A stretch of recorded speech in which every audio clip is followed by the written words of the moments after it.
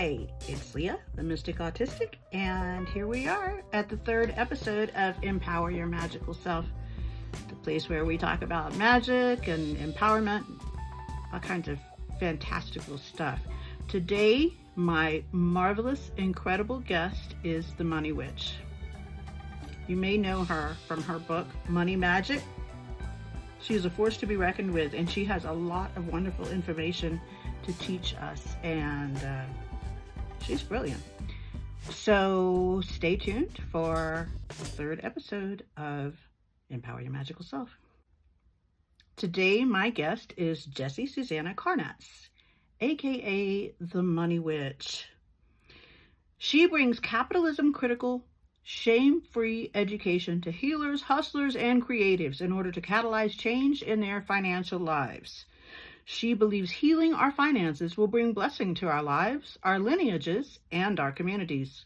She offers education, money magic products, and intuitive financial coaching online and in the Bay Area on unceded Ohlone land.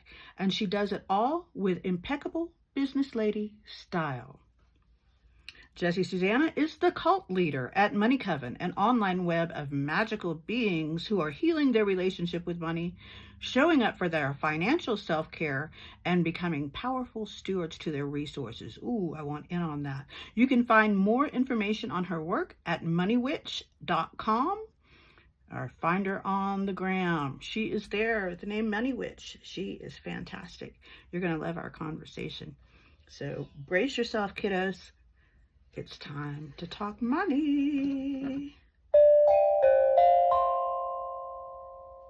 How are you? I'm good. How's it going? Going very well. There's a pretty lily flower in the background. Well, I make a little crown for myself every season, and it's very tacky and it's very cheap, but this is my summer crown.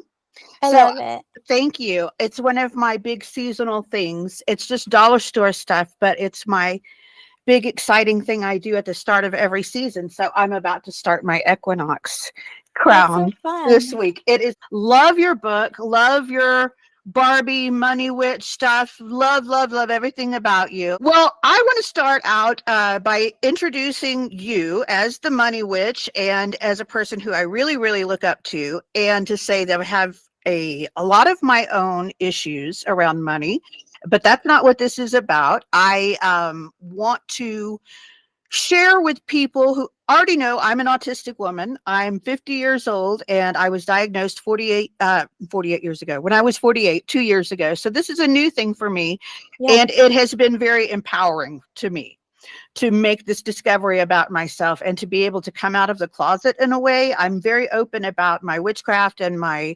witchiness, and have been. So I've never really been in the closet about that.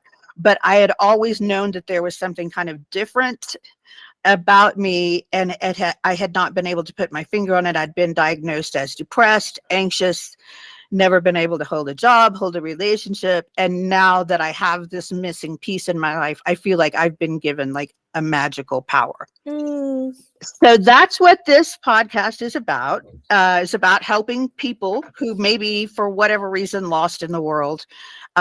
Maybe they don't even know they're lost, don't know why they're lost, but helping them find their way and find their power, which is what your work has done for me, has really helped me empower myself. I really am getting there. Oh, it's a process for sure. And one thing that is different about you, so many different things about you, I want to read a quote from you from your book. And this is a direct quote from this beauty sitting in front of me. You may feel that the challenge of separating the organization of your personal finances under a capitalist system from your disgust toward capitalism is impossible. Yes, that is something that I have struggled with, and I would like for you to just kind of open up about that for those of us who see ourselves as very much outside the system. Yeah, I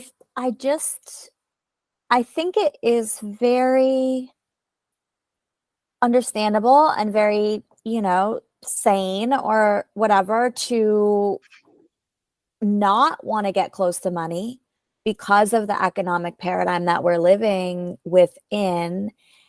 And also, I want to remind people that not showing up for your personal finances does not take you out of capitalism, and it also doesn't do anything to undermine or destroy capitalism. So it really is just a bit self-harming, you know? And in the long run, if you look at it just from a practical perspective, a lot of times being not very present with your personal finances, checked out with your personal finances, means you're kind of more beholden to capitalism and also contributing more, right? Maybe you're paying more late fees, overdraft fees, paying the IRS interest on a payment plan, those kinds of things, right? So, and they don't care, you know what I mean? Like the overlords of capitalism, like, aren't impacted by your lack of empowerment, right? Except in their capacity then to not have to grapple with you for power. It's very easy for them to take power when we're not also trying to take power.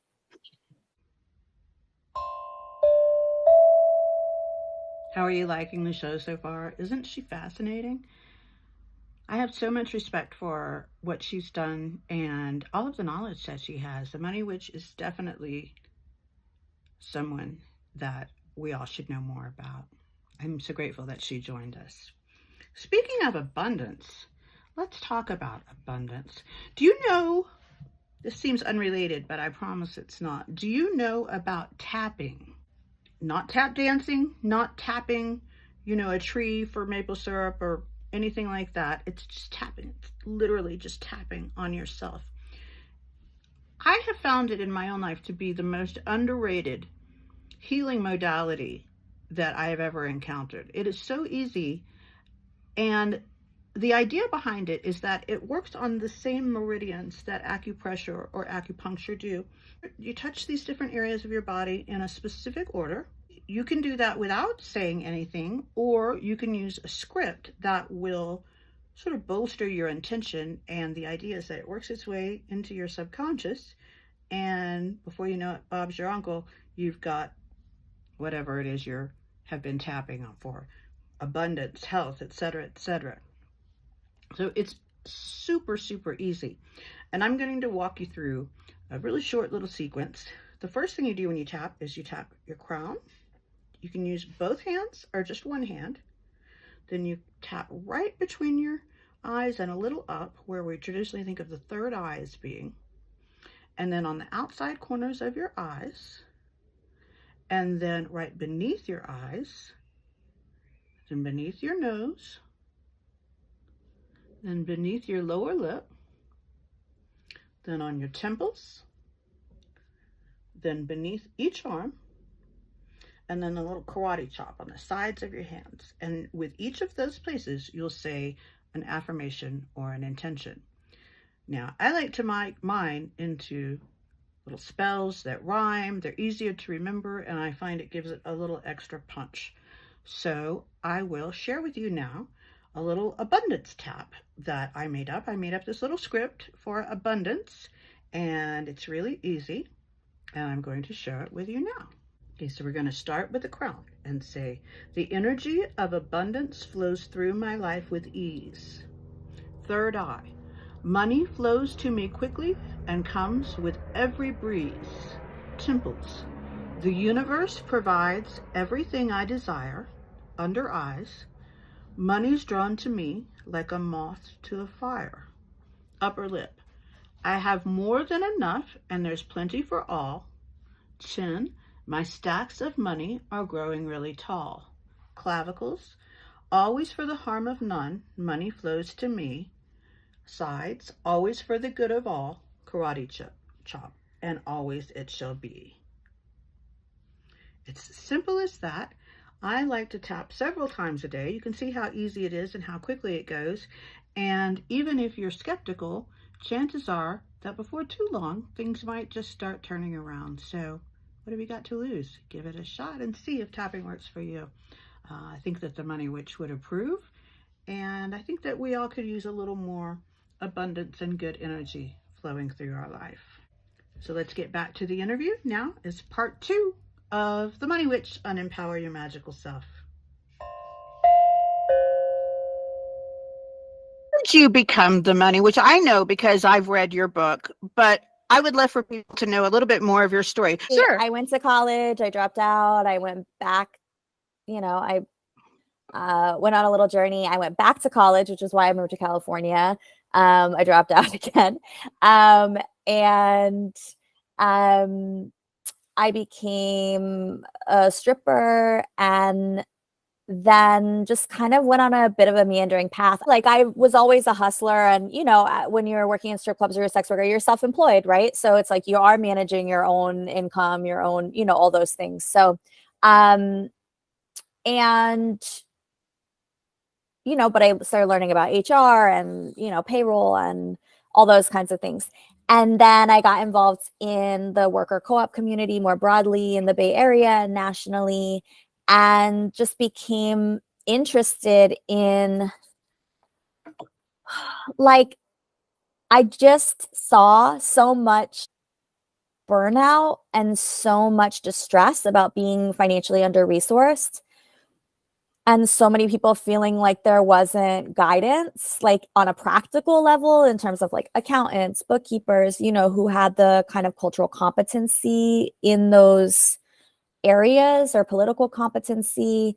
And also just, I felt like there was a sort of mentality piece missing a little bit. Although when I was in that business, I really got very curious about, like I was saying, this mindset piece and the what's underneath, because I started to notice like you can help people get the practical tools that they need. You can tell people what they need to be doing, and they still don't always do it. Like for the most part, actually, people don't always do it. Myself included. I'm not, I'm no exception to the rule at all. So I tried to figure it out, and what I do know how to do is start businesses and be a hustler. So there was like different things I was doing. I was doing some little hustles, and God just kept like shutting them down, and being like, no. I tried to go back to dancing, and God was like, no, really, like shut it down very aggressively. So you broke your ankle, right? Or you fell and broke your ankle? I fell and like sprained my ankle so bad. That it's like that like ended my, I don't even wear heels anymore. Like for a decade I didn't wear heels. Yeah, basically. Yeah. Money Witch just, I'm into following the open door. So Money Witch just became the open door, and I followed it, and now next year it'll be 10 years. So just that's wonderful. Staying on path. I think, well, I know you've helped so many people.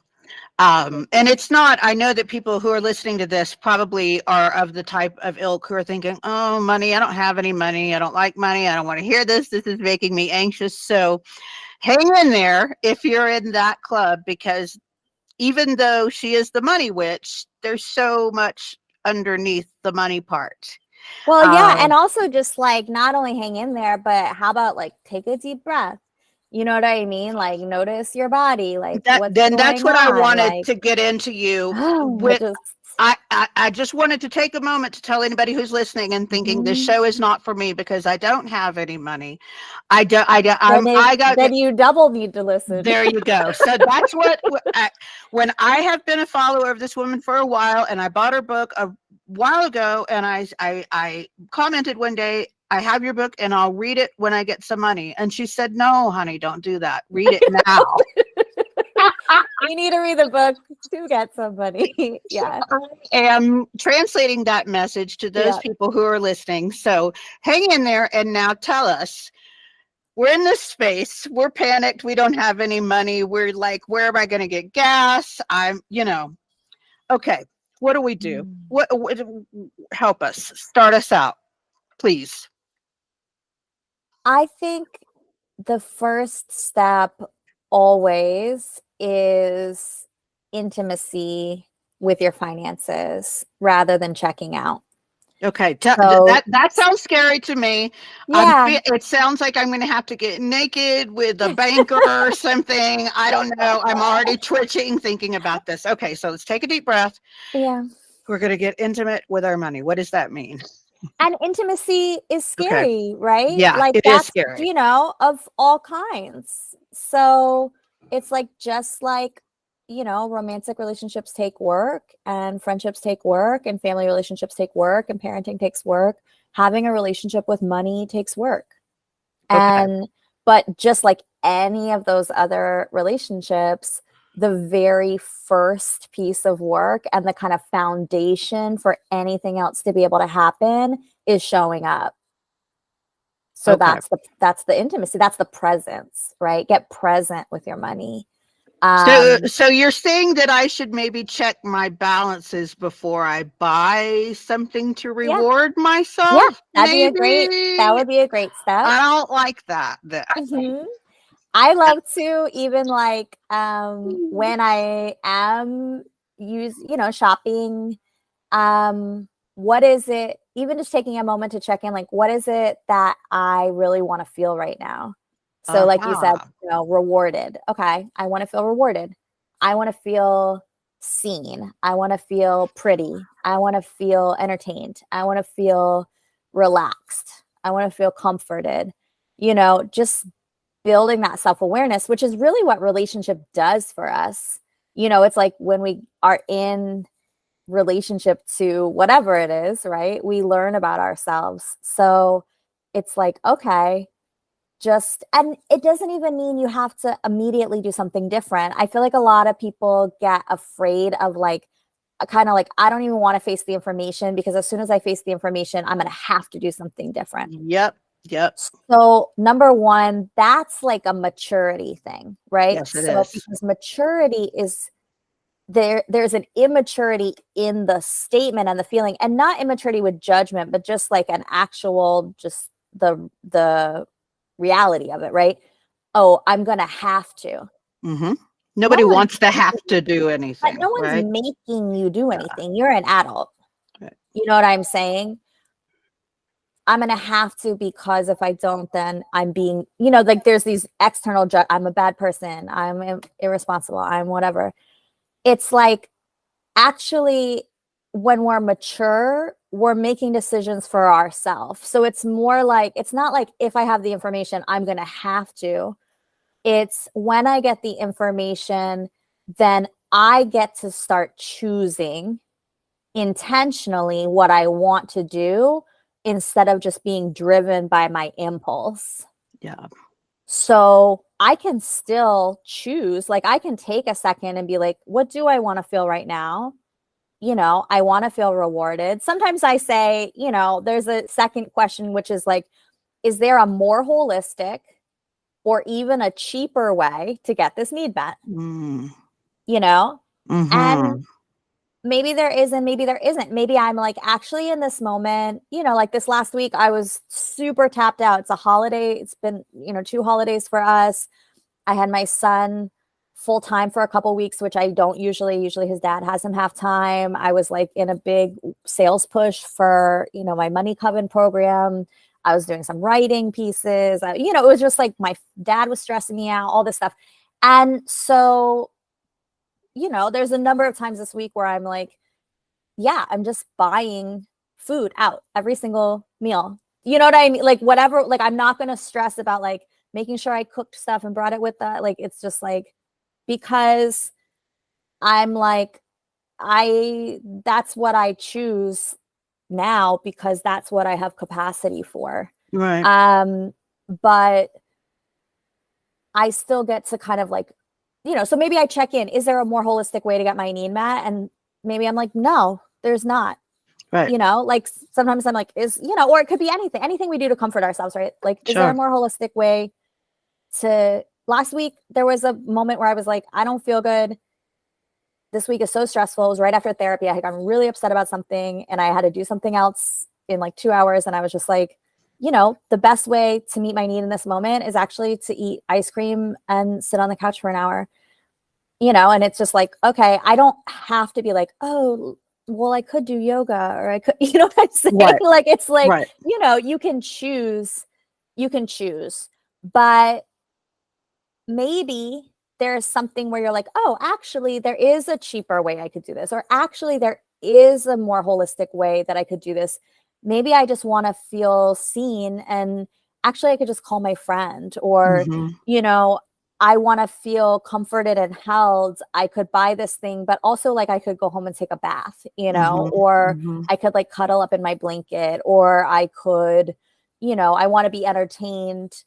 Instead of online shopping, I could watch a movie that I already paid for because I already paid for the subscription, or, you know, whatever it is. It just gives you options. So you get to choose. You're the adult, you're making the choices, and it's for your own self-care. And that maturity shift to being like, self-care is not something that we have to do to please someone else, and especially finances, right? We're not doing our finances better because we want our parents to be more proud of us, or the IRS, or some random banker, you know, Right. idea, or Suze Orman, or whoever, you know, to Right. be like, you're a good person.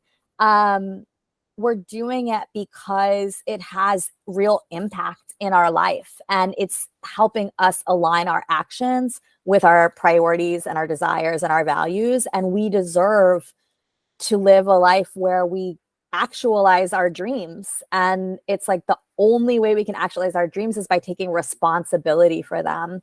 And that's that kind of maturity piece of like, actually, this is mine. There's so many things in adulthood where we're like, this sucks that I have to take responsibility for Mm-hmm. this, Right. whether it's childhood trauma, whether it's systemic, you know, it's like, this is not really like, I didn't make myself be in these circumstances. And yet here I am. Mm-hmm. You know, that's the worst part of adulthood, truly. But we also know, like, if we want to actualize our dreams, we just have to take responsibility for where we're at and do whatever we can do to get where we want to go. Yeah. And I think a lot of it, and your book touched on this so much too, is deciding where is it you want to go. Mm-hmm. Because so many times I think if we think, well, because we're under so much stress and we've got so many responsibilities and we've got all this information and you need this and you need to be this kind of person, da, da, da, da, da. So somebody says, what is it you want? Well, it's so often we just say, well, I want to be rich. I want money. Mm-hmm. But then if you stop and ask yourself why, so often, personally for me, it comes down to safety. I want to be safe, basically. I want to be comfortable and safe, and I don't want to be freaked out when I get a cold or my car gets a tire. So it's not really for me about being rich. Yeah. It's being safe. Yep. And I think it takes some time to really be able to calm yourself out of that money fever. To not use, no, I just want the money. I just want the money, you know, as opposed to the safety, the comfort, whatever, as you were saying, those things, those needs that you can reward and provide for yourself without. And then, putting some real numbers on it. You know what I mean? Like, okay, well, what, there is numbers that are enough, you know? So it's like, okay, safety. What does safety mean to you specifically? Do you know what I mean? Does it mean being able to rent wherever? Does it mean you want to be able to buy a house? Does it mean having, you know, 6 months of emergency funds? Does it mean, you know, having $4,000, you know, tucked to the side just in case something comes up? Like, what does that look like? And then what needs to happen in terms of earning and saving and, you know, investing in those kinds of things in order to make that happen? Because when we don't add the numbers into the mix, even if we are doing the mindset work and we're doing the kind of manifestation, it's so vague. You know, like, I want to make more money. I want to be rich. I want to be safe, you know, financially safe. It's like, okay, how are you supposed to implement that plan? How are you as a person supposed to create like strategy and tactic around that? You know, if you got hired for a job and they were like, your job is to like make the organization safe, that's your job description, you'd be like, okay, well, and you know, and it's like, you would start breaking it down. Like, we need to figure out exactly what that means, you know? And It's like you have to give that to your own life. Like, we need to figure out exactly what this means. And then we need to figure out what needs to happen to get us from point A, where we don't feel safe, to point B, where we do feel safe. And, you know, what's the path to get there? And like you were saying, that's part of the book, right? It's like, Right.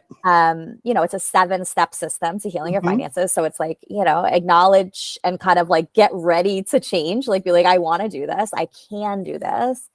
Figure out where it is you want to go, figure it out where you are now so that you can like create that strategic path forward. And then there's this acknowledgement, right? Of like, once you get on the path, like if it was that easy, we would have already done it. Right. So once you get on the path, you're going to encounter experiences that show you why you got off the path, maybe some other time when you were trying to go down that path, right? Yeah. And those are kind of like your blocks and your, you know, your traumas. Just I just say like your opportunities for healing, because I do think that the human life is very like healing focused, or I'm a very like healing centric person. So I feel like, you know, opportunities for healing present themselves ongoingly. And healing through those things allows there just to be like way less roadblocks on your financial road. Yeah. So what would a woman, let's say a woman in this case, do if she's she's just barely making ends meet, right? She's just got like $100, $200 left after everything's paid. And she's thinking, there's no way I can ever, you know, this is the grind. This is it. I can't even step out of the grind to get into a better grind. Yeah. Where could she even start? I feel like with this, it's just reminding me of somebody, a client of mine, one-on-one client of mine. We were talking about this last week, as she was saying, she feels like she has a belief from childhood, like, I have to do this certain amount of work to earn this certain amount of money. Yeah. So, you know, and people are different, right? So I'm like, I don't know. It depends on, you know, the journey that this woman has been on. But I feel like that might be one place to start, is to like, if there's a belief like nothing different than this can happen, you know what I mean? Like, I'll never be able to have a job that's not just me working, you know, 50 hours a week and making, you know, just enough to pay my bills. Like, okay, where does that belief come from? Right. And what is it that stops you from having faith? Because faith is trust in something that we haven't seen evidence for, right? Okay. Yeah. So, okay, you've seen a bunch of evidence to show you that this is how it's going to be for you, because that's how it has been for you. Maybe that's how it was for your parents. Maybe that's how it is for your cousins, you know? But there's so many different human experiences in the world, right? When we get stuck in thinking that the experience that we have had is the truth, it's just not even logically, you know, just logically, it's not the only truth. That's what has happened. Right. But part of the work then is that creative imaginal work of like, okay, can I imagine something different for myself? Could I accept that something different could be true for me, that it could be for me and not just for other people? That's scarcity, right? So scarcity is the belief there is not enough. I am not enough. Things are for other people, but they're not for me, right? A lot of people are grinding, you know, and suffering. And a lot of people are not. So why is that for other people, but it's not for you? Yep. You know, and that's a really profound question. I mean, we could just gloss over it, but that's something you could sit with, not you personally, but for years, unpacking that. What is it? Because I'm still unpacking that and working on that, of like my childhood shit with watching my mom kowtow to my dad, and, you know, just all of this trauma, that it's like, I want to get it out. And it's hard. It's really hard work. It's really, really hard work. Yeah, it is. But only even begins when you show up for it. Yes, you're You right. know? So, Yep. and the thing is, like, this stuff that sucks, like, it impacts our life all day, every day. Avoiding the work doesn't make it like not exist, you know? Like, it's still causing Yes. suffering, you Yes. know? This work is hard, but the point is to try to move to a space of less suffering. That's the whole point. Yes, that's beautiful, because if you don't start now, you're going to be down the road a year thinking, well, shit, I could have started a year ago. I don't want to start now. I should have started a year ago. Well, you're now. So start now. Exactly. Exactly. And we all have, you know, I wish I had whatever, you know, I wish I Woulda, had coulda, started shoulda. saving for retirement, blah, blah, blah. I wish I had, you know, bought a house in, you know, 98. I wish I had, you know, whatever. Right. So, but it's like, Absolutely. okay, but then, yeah, exactly like you're saying. Do we want to be in 2027 being like, oh, I should have in 2023? Because we're here. About to be fall. It's a good time to start a new routine, is basically what I'm trying to fumble around and It's a say. good routine time for sure. Right. It's a Going good routine into time. winter, maybe kind of centering around, thinking about these last 12 weeks as a good time to get yourself into some kind of shape to head into the next year more confident. That's going to be my goal this Well, year. that's because, you know, Gregorian New Year, January 1st, everyone's like, okay, you know, here I've wandered so far. Mm-hmm. But like this is the time where you're like, Right. okay, you don't have to feel January 1st like I wandered so far. Mm-hmm. You know, summer is naturally expansive. We're out, it's very external.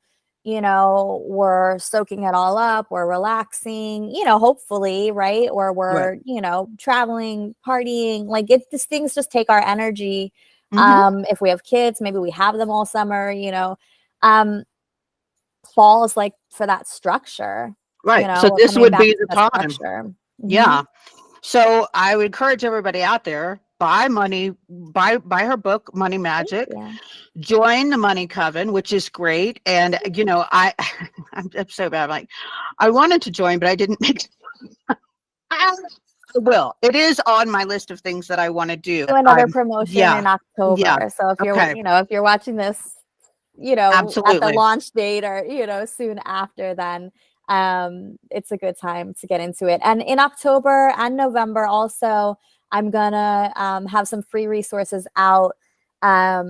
We started last year and I'm gonna do it again this year. I was calling it Organized Witch Autumn. So Love like, it. Organized Witch Autumn, you know, get organized, get internal, get some structure on things, and be thinking about this as self-care, you Right. know, financial self-care. Because I find before I really got into my self-care seriously, for me, self-care often meant self-harm. It meant drinking too much. It meant going on a drinking binge with girlfriends. It meant, you know, basically a blowout, spending too much money.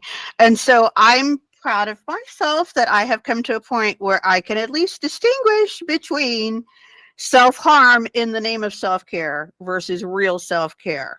Well, what I hear actually when I hear that is that you have a need. That's a release valve moment. That's a Yep. steam, take the pressure off, like so much buildup, and then you really need to, like, you know, let loose. Yep. So I feel like in that case, I would be thinking, okay, what is it that's going on in my life? Can I, you know, if I'm like a tea kettle, right, and I'm Sure. gonna just like explode, what is it that I can do to either reduce pressure on a day-to-day basis so that pressure is not building up as hot and heavy and fast? Right. And how can I have these like micro release valve moments Yeah. where I'm Yeah. like, okay, every day I'm making sure, like, I'm a person with a lot of energy, so I know I need to let off some steam, you Sure. know, every day. And if I don't, like you're saying, then I'm gonna go on a shopping spree. I'm gonna, Mhm. you know, go binge drink. I'm gonna, you know, whatever, something which aren't even inherently wrong things to do, but just No. sort of like we could decide like, oh, I know from, you know, and it sounds like you decided for yourself personally, like that's not the choice for you, you know, and it It has was self-harm. Yeah, it was self-sabotage as Mhm. opposed to self-care. I'd be like, yay, I did such a good job. I can spend everything I earned and drink myself into a stupor. And then I would Mhm. deal with the repercussions, and it was just a self-defeating cycle. So I'm very glad that I'm out of that. And I feel that is part of my whole abundance journey, which is not something that maybe if people are just thinking about money as stocks and bonds would take into account this whole thing Mhm. about reward and need and all of the stuff that you're so good about addressing, because that's what it is. Especially if you don't come from a place where you're going to have a trust fund, no matter what the hell you do, Yeah. you got to try to find a way to make peace in yourself and with this external reality that is, Yeah, I think that, yeah, or I say that a lot, like a more peaceful relationship with money, you yeah, know. absolutely. What is magic in your opinion? Magic is taking responsibility for yourself as an energetic entity Yes. and then using that intentionally, sort of Okay. understanding the way that if I'm an energetic entity, I have to acknowledge both that I am powerful, right? Which, Right. like we said, it can be a very casual statement, but do you really feel it? Yep. And are there any parts of you that are invested in not being powerful? Yeah, You that's a good know, one. Yeah. and then in some ways we're back to that responsibility piece, because if you're powerful, then you have responsibility to yourself and you also have responsibility to the collective, Yes. so it's Yes. like, okay, if I take responsibility for my own power and I start using it in intentional ways, that's what I think magic is. And then I also think, when we're acknowledging ourselves like that, then we acknowledge that all entities have an energetic power Yeah. and we can ally with them or ask them to ally with us in our intentions. So that to me is like, I'm setting my intention, I'm putting my energy behind my intention. Maybe then I'm asking a certain crystal or a certain plant or a certain bird or a god or goddess or an ancestor or Mhm. whatever to ally with me in aligning my energy, or I'm working with my coven and we're all aligning that energy together and using the power of the group. So yeah, that's my definition of magic. So basically, we're all energy, right? Mm-hmm. Everything is energy. Yeah. Yeah. And so, magic, I'm just going to underscore what you said because I think it's so beautiful, is the intentional uh, manipulation is it's a weird word. It has a Yeah, heavy, it does yeah, have a weird connotation. yeah, I agree with you that that's the word though, because yeah. So you you know use your hands, yourself, exactly, yeah, you're you're making manifesting. it happen. Yeah. Yeah, yeah, yeah. I agree because I think that, and other folks who I've talked to on the podcast who have been my guests have agreed that magic has this big, almost Disney-fied Hollywood kind of a thing around it that people, gasp, but really magic is so simple and is really the most elemental, energetic thing that there is, and it's equally available to everybody. Right. Well, it's just like not giving your power away. I actually was writing a Yes. piece this week about capitalism and money magic and the difference between like religion and magic. And, there's a lot of investment in us as individuals not standing fully in our power. Oh, yes, there is. Talk more about that, please, if you would. Yeah. It's sort of, we're back to what I was saying at the beginning, where it's like, if we're not powerful, it's a lot easy for people who want to take power to swoop in and do whatever they want, Right. Hmm. And in the piece I was writing, I was saying, the difference between religion and magic is, and witchcraft. I think I was, kind of saying, right, which I Right. think witchcraft, paganism, brujeria, like all these terms have been just used as dumping grounds for like, Hmm. it's for unsanctioned dealings with the supernatural, Okay. right? Good. I like So that. Yeah. religion says like, this is a sanctioned it's sort of like builds a fence around like a piece of the immaterial world and says like these are sanctioned dealings with the supernatural, with the immaterial. Anything outside of this fence is unsanctioned. But when we're talking about sanction, we're talking about state power. Yeah. Right. So we're saying it's illegal or it's whatever. And a lot of things get dumped in there, not, in witchcraft, not just, magic, but all these folk practices, and essentially like any indigenous practice that the state power has interest in marginalizing, right? Gets kind of dumped into the sphere of magic, right? And that's why any of us who are in touch with magic are able to say like, actually a lot of what's in here is really just basic household stuff, cultural practices, that are intuition. That's just about being like, hey, remember, like we're all players in the way that things go down energetically. And that feeling of like, oh, you have to ask, Big Daddy in the sky or whatever, or Big Daddy in the White House or whatever, like, if this is okay or not. The internalization of that's what makes us forget that, like, we're actually allowed to just be in our power, access energetic power, share our power together, use it intentionally, manipulate the energetic field around us, be in touch with the earth and, animal, plant, all of these like the truth, right? Relatives and friends of ours. Yeah. The natural truth, right?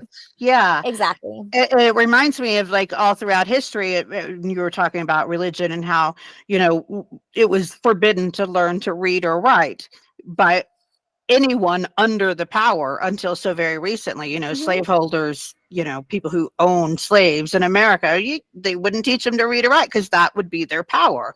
And they knew that. And so I see it as a parallel, because the people who hold all the money in our structure are like, oh, you all wouldn't understand everything that goes into making the money. It is a literacy, right? And then it's financial literacy. And as long as we're like, ew, financial literacy, you know what I mean? Then they're like, exactly. we don't even want it. We're giving our power. We're saying, giving our power away. I couldn't handle the power of having money. Not me. And that's a huge, I really do believe capitalism is a magic spell. And a huge part of how it's perpetuated is through colonial narratives and mythology. And a huge amount of narrative and mythology around capitalism specifically is exactly what you're saying. These people have a ton of money because they know something that you don't know, because they have a skill set that you don't have, because, there's something magical about them, right? Like they're ordained by God.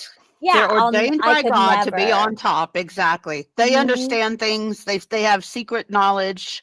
And esoteric secret knowledge. Exactly. And to some extent, there is some esoteric secret. When I was a tax preparer, I was a tax preparer for a long time. And I used to kind of say, like the esoteric mysteries of the IRS, so it's like there is information that, can help you do X, Y, and Z. But a lot of what folks like, the information isn't that hard to understand. And I think the economy is intentionally obtuse. It's so obfuscated that people who are, I have a couple of master's degrees. I'm a smart person, but I am just like instantly like, I don't. Like I couldn't possibly. Exactly. I have been so colonized.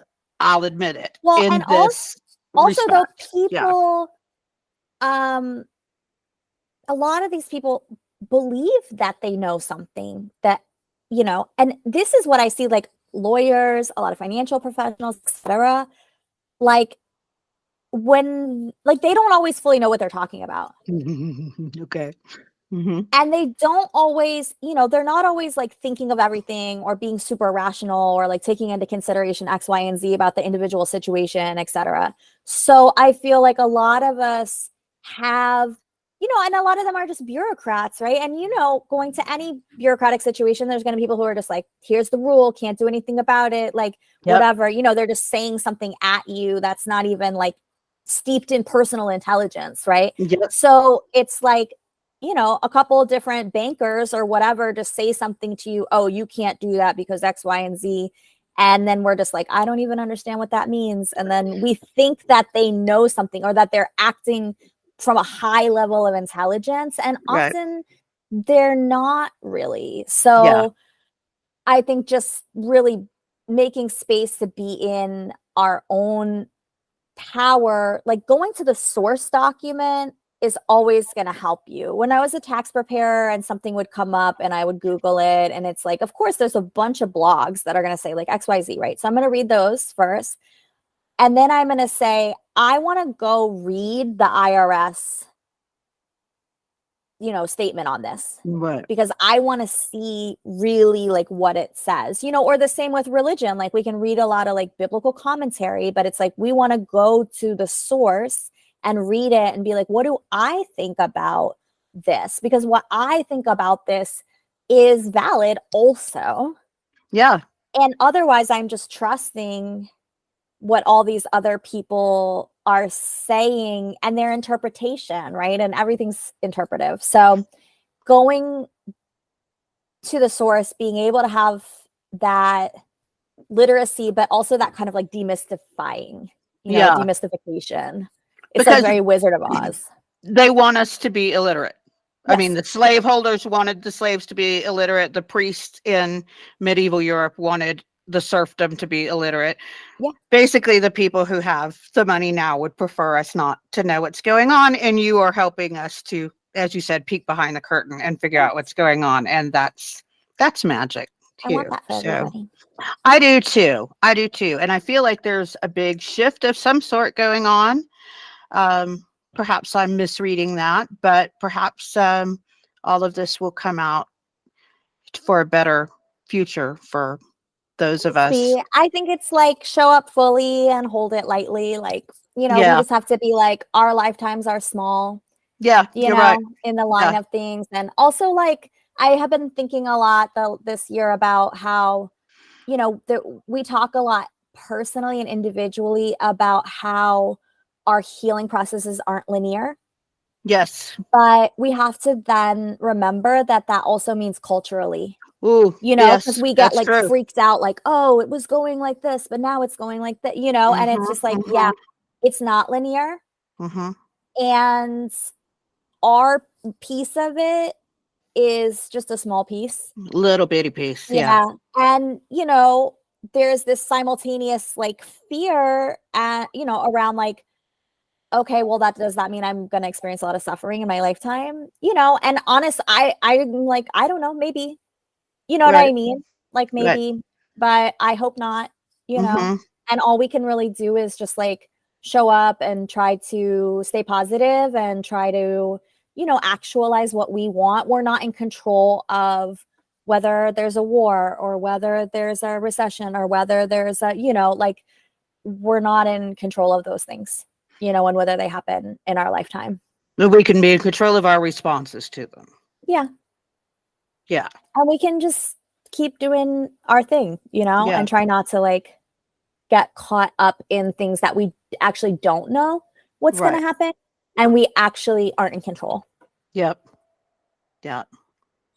Well, this has just been a wonderful conversation. I thank you so much. I know followers say thank you. We're going to do in October, we're going to do a free 30-day in the Coven offer. So you should just keep an eye out. Oh, fantastic. I will do that for sure. My friend Hannah will too. Yeah. Cool. Okay, awesome. Great. Thank you so much. Have a wonderful day. You too. Okay, Bye. It's been wonderful. Bye.